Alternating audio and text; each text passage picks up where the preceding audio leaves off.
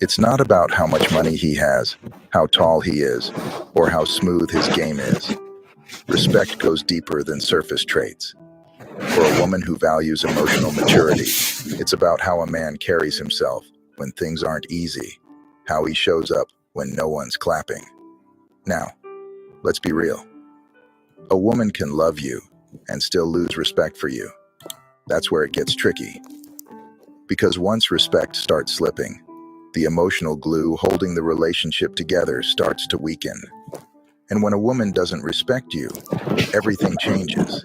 How she talks to you, how she looks at you, how she trusts your decisions. So what causes that shift? First, inconsistency.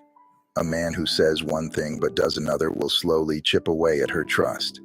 If you're hot one day and cold the next, making promises and breaking them casually, she starts to feel like she can't rely on you. And when she can't rely on you, she can't respect you. Second, emotional cowardice. Let's not confuse being calm with being emotionally unavailable. If you avoid hard conversations, shut down every time she brings up a real issue, or act like her feelings are too much, she's not going to feel safe being open with you. And when a woman has to constantly dim her emotional light around you, she'll start seeing you as emotionally weak, not strong. Third, passivity. A man who refuses to lead in any area, his life, his growth, or the relationship, eventually becomes unattractive to a woman who's doing her inner work. Leadership doesn't mean control, it means intention. If she's always the one making plans, initiating progress, or having to push you toward your potential, that doesn't feel like partnership. It feels like parenting. And lastly, disrespect. Subtle jabs, dismissive tones, rolling your eyes when she talks. These things seem small, but they build up. When a woman feels unseen, unheard, or unappreciated, she doesn't always shout about it. But inside, the switch flips. She might still be present physically, but emotionally, she's checking out. And here's the twist.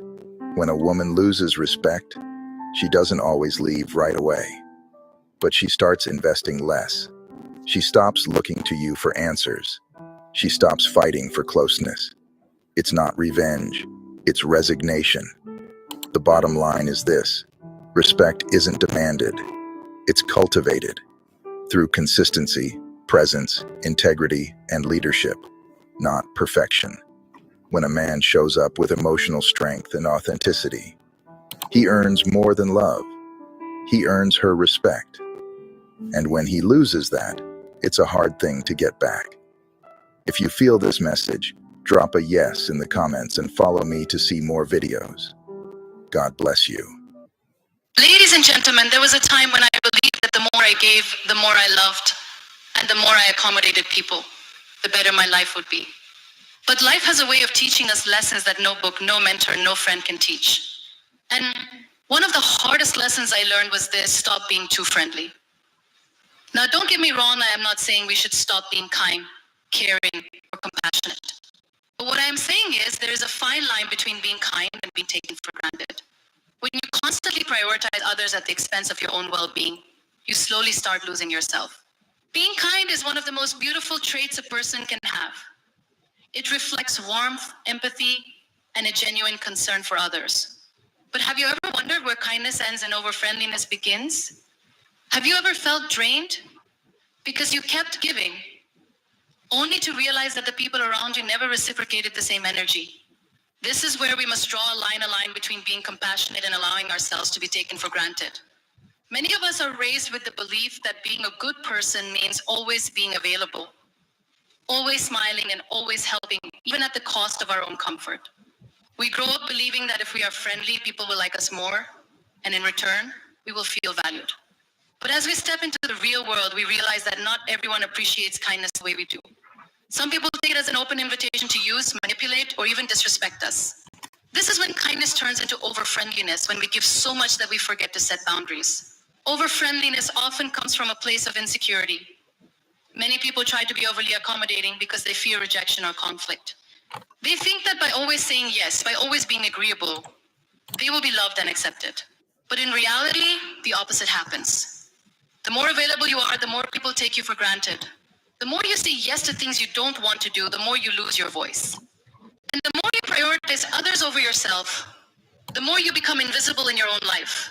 There is a misconception that being friendly means never disappointing anyone.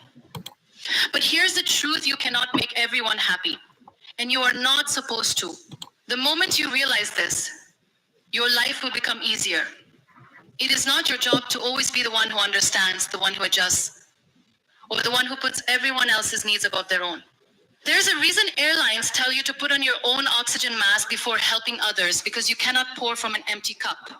Some of the most generous and kind-hearted people I have met are also the ones who have suffered the most. Why?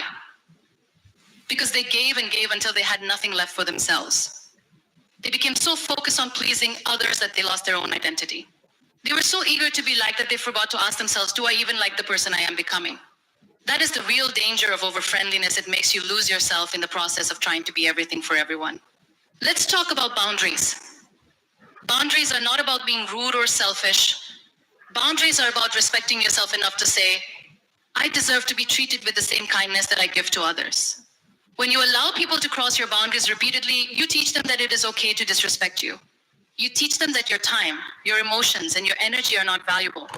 But when you set boundaries, you send a message: I value myself and I expect others to value me too. Some people will not like the new you when you start setting boundaries. They will call you selfish, rude, or arrogant. Why? Because they were benefiting from the fact that you had none. They were comfortable with the version of you that always said yes, always agreed, and always made life easier for them.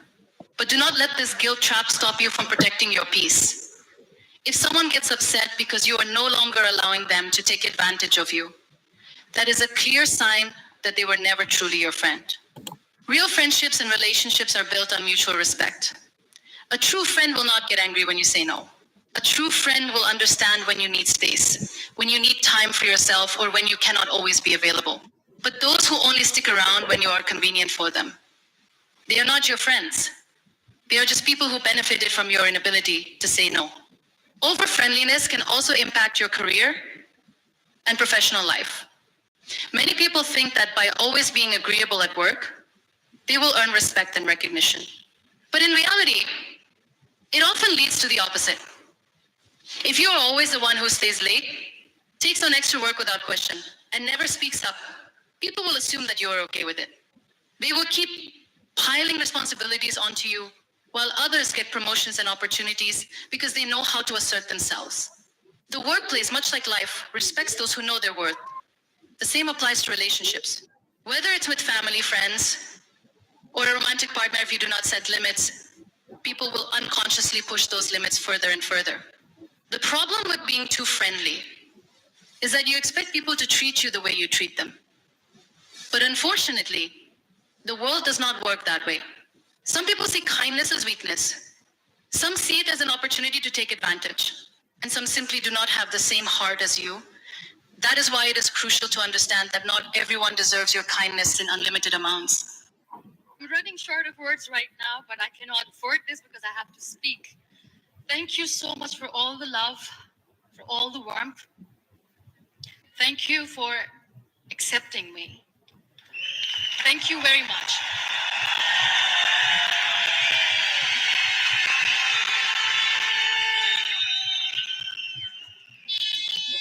Well, I always start my talk with a disclaimer. And that disclaimer is that I've never claimed to be a motivational speaker. Yes, I do speak, but I feel more like a storyteller because wherever I go, I share a story with everyone. Well, it is a story of a woman whose perfectly imperfect life made her who and what she is today. It's the story of a woman who, in pursuit of her dreams and aspirations, made other people realize that if you think that your life is hard and you're giving up on that because you think your life is unfair, think again. Because when you think that way, you are being unfair to your own self. It's the story of a woman who made people realize that sometimes problems are not too big. We are too small because we cannot handle them.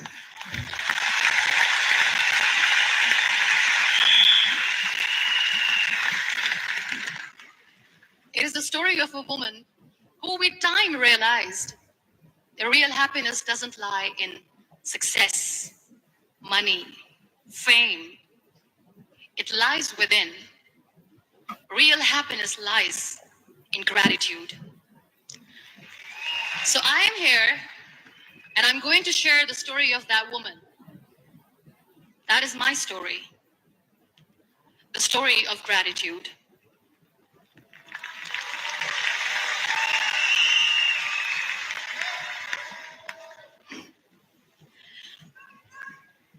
I love you too. I love you all. I believe in the power of words. Many people speak before they think. But I know the value of words. The words can make you, break you, they can heal your soul, they can damage you forever. So I always try to use the positive words in my life wherever